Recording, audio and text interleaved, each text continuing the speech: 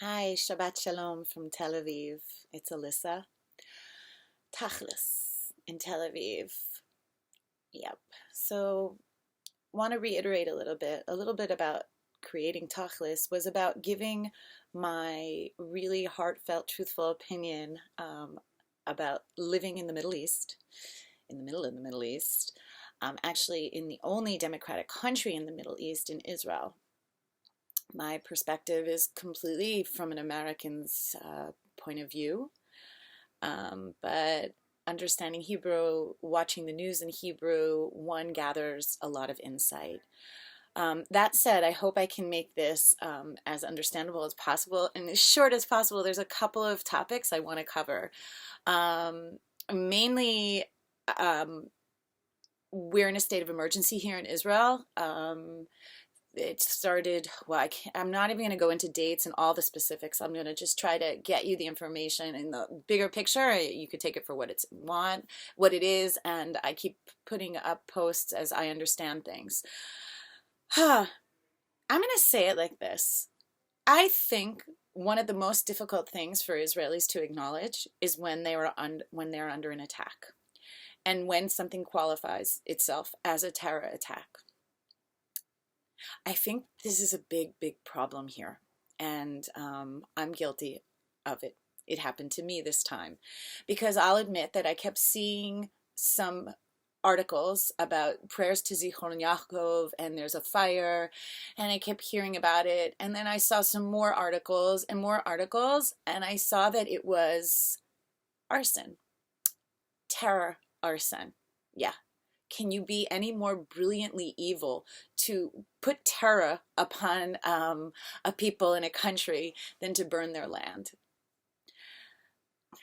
And it gets pretty political after that, because you wonder about a people that are fighting so much and terrorizing so much that they would even terrorize their own land, their own people. Let me get a little clear here. What I'm trying to say to you is that Israelis, even though you think differently, are the last ones to acknowledge that they're under a terror attack. Number one, no one wants a terror attack. Number two, really, truly, at the end of the day, an Israeli just wants peace. They don't want the madness. And pointing the finger in this country is a very political process. And you understand that once you accuse somebody of something, you can't take that back. As Israelis, we live in it 24/7. The news is not always honest.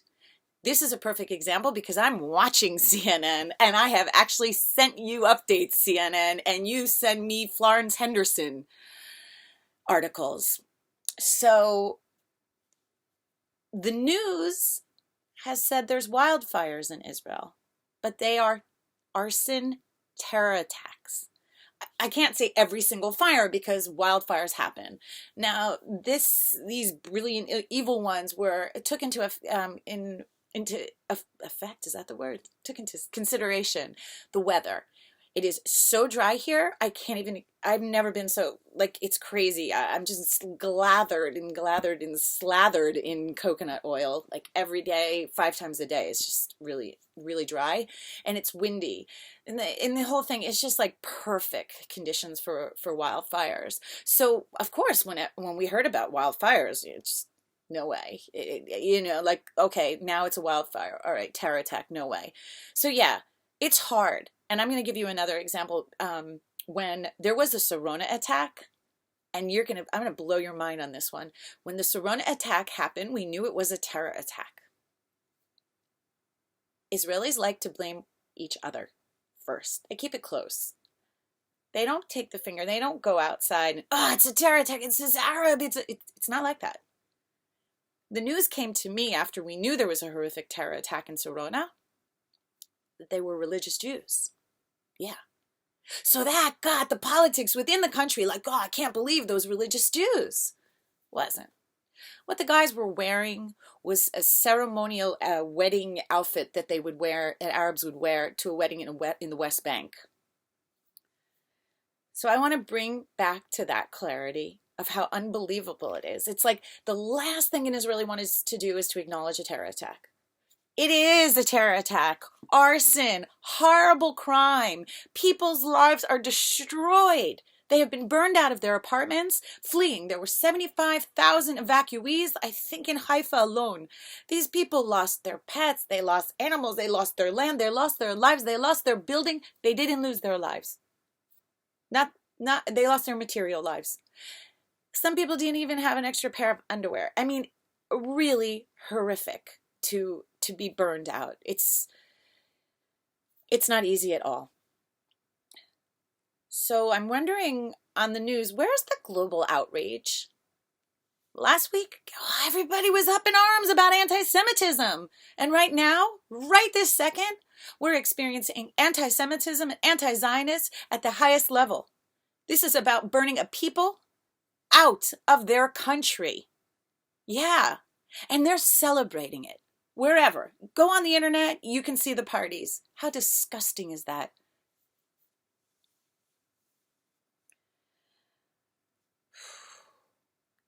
I cannot believe America did not respond first. We are there for America all the time. Yes, my American friends, American fans, anybody that's wanting to hear what I have to say, America didn't show up. Egypt, Jordan, Russia sent a big plane, it's this plane that swoops up water from the sea. It's unbelievable, and drops the water on the wildfires. No, America. Guess what? America finally showed up, but not because Obama sent the plane.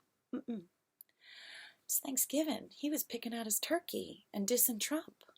Instead, Israel had to call up a company and actually rent the plane, because there also is a problem that there are wildfires in North Carolina, I believe.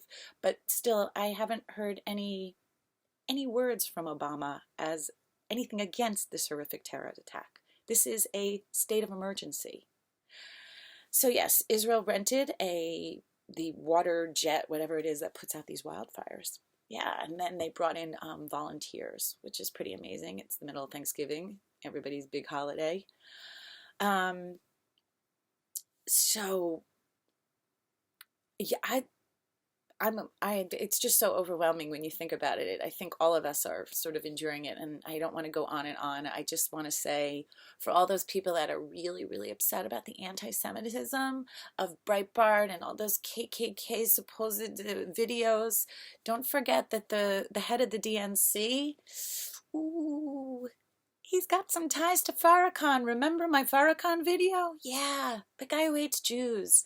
So for all those bleeding liberals, all those kind-hearted, loving people, and your delusional denial, get with the program. Israel is under attack, under fire, literally. Burning our holy land, a land holy to all religions. I hope I see in the coming days posts about the wildfires, about the incredible work that the Israeli Fire Department and the many, many global volunteers that came here to help. I hope I see articles of all those bleeding hearts that care so much about the Jews and anti-Semitism and hate. One post about the wildfires that are happening and engulfing the beautiful land of Israel. One post. It's not political. It's about wildfire. Oh, wait. Terror attacks, actually. Is that political too? Hate? Just flames of hate all over the Holy Land. Sorry, I didn't have better news to tell you. But it all is so epic, so biblical. I mean, Trump and wildfires and Fidel Castro passing away and the mom of the Brady Bunch. I got to go think about this. Have a great week. Peace out. I hope that we find some calm, we control the fires, and really prayers to those families that have suffered and lost so much in northern Israel. Shavua Tov. Have a great week.